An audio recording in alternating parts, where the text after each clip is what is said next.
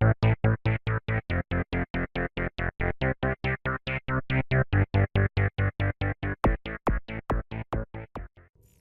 viewers, welcome to another game of Casual Pro Gamer. Today we're doing a best of 3 between Liquid Snute and the Stephano. Yeah, we are going here in a Zerg versus Zerg, so I'm assuming this is a best of 3. I don't actually know. I will look it up after this game. It will be in the title. So it's either best of 3 or best of 5 depending on where we are in the tournament. And since both of these players are pretty good, yeah, we will have to take into account that this could actually be a final or something. I don't know. It will be in the title. I'm assuming for now, best of 3. It doesn't matter really. Yeah, well, we'll just cast game 1 into game whatever is following, so we'll see. Yeah, for now, we have the normal things coming up. Both of them producing some drones, producing some overlords.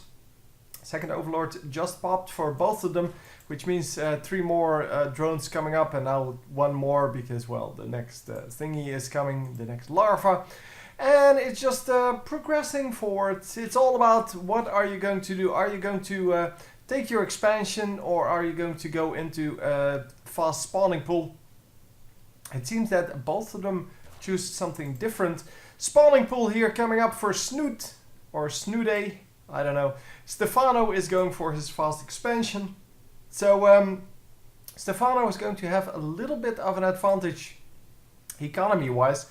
But it's only a slight advantage because, of course, Zerg can produce queens once they have their spawning pool up. And, well, the queens will produce extra larvae.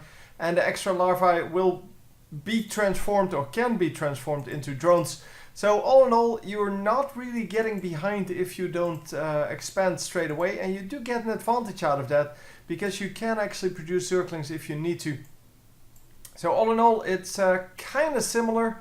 It's just yeah, there's a little bit of a difference in income in the end, but well, it's really, yeah, it's so small that it doesn't really matter. Anyhow, we are going to get well, some gas up here. No gas for Snute. And I'm going to call him Snooty. Snooty! I really have no clue what to call this guy. A Snute seems to be just about right. Anyway, we do have an extractor coming up now. We have that expansion already up here. This one is still morphing. It still has some seconds to go. About 20 seconds ahead. Well, a little bit more maybe. And we are going to get some queens going. So yeah, once the queens are out, obviously he's going to produce a bunch more larvae. And once the larvae are out, he should be able to catch back up with the, well, with the potential army that's out, but there is no army out. So the queen already out for this guy. As I said, he will have an earlier queen. And how you do this is you produce 2 queens at your main hatchery. Once the first one spawns, you, or births, I guess, is birthed? Well, comes into play, you just send it to the other base, and then you actually have a queen that has, well, enough energy to create some larvae right at the moment you need that. And 2 Zerglings coming in just to scout around, because they're not going to do anything else. He got stuck on a drone there a little bit. He attacked the drone, but obviously that was not going to result in anything. There is going to be an evolution chamber up and a roach warren up, which means that this front is going to be a little bit tighter. It's going to be kind of a choke point. And with that choke point, he should be able to do pretty nicely against those incoming Zerglings. Anyway, the queens then, yeah, once you run over the first one over here, it will be able to put the larvae up here, or inject them. And then your second queen will be out just about the time that you need to spawn your next larvae. Obviously, he used one of his queens, well, the queen that came from the main base, to make a creep tumor, which is cool as well. And as you can see, evolution chamber plus spine crawler to wall off that base Protoss style. And yeah, of course, with this Protoss style build, he is going to be just fine. He does cancel that evolution chamber, which is kind of obvious once his spine crawler comes up, because he doesn't want to wall off his whole base, and he doesn't want to move his spine crawler, because you can actually do that to open up your base again. But yeah, really the better way to do this is of course to just cancel that evolution chamber. It's enough to have one, and we are going to see that, well, there are plenty of Zerglings out now. They're all in the front, and well, yeah, Stephano saying, well, screw you, if you're going to wall off your base, I'm just going to take another base. Because there's nothing that Snute can do here. He is kind of walled into his own base, and because of that, he is going to have some trouble getting out of there. And now that the roaches are out, he should be able to make some headway with that, and he should be able to grab this third base. Of course, the roaches aren't nearly as fast as the Zerglings, and the Zerglings, yeah, they're going to be able to do both attack and defend quicker than these roaches. The hatchery is going to go down. It did get cancelled, so that was good. But as I said, they are going to be able to attack and defend quicker than the roaches. So all in all, yeah, you lost about 125 minerals there, 75 for the hatchery, and then 50 for the drone, because the drone also went down, and he lost some time. So all in all, a great deal there for the few Zerglings that were sacrificed by what's his face, Stephano.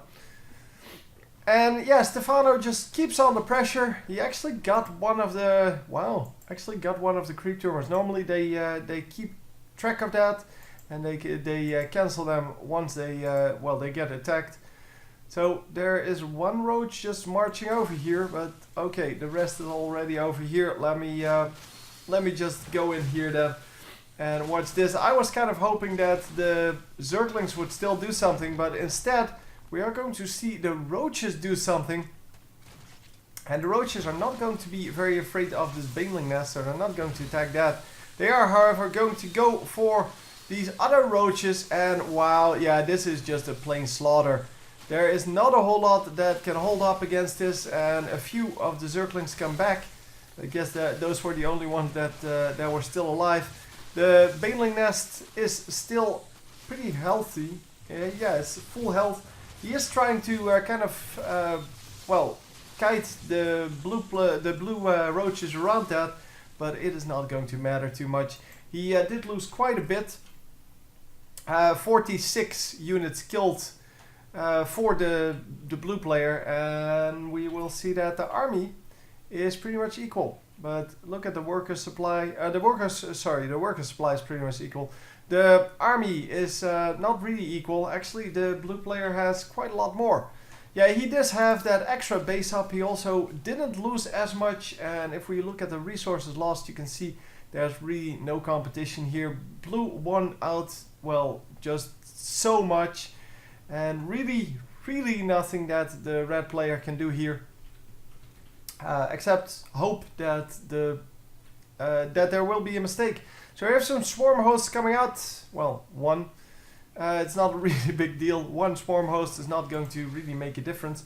There are two out now, and I guess he's producing a third one or something like that. I don't know. Maybe there are only two out, but the swarm hosts are not going to be good enough to hold this off.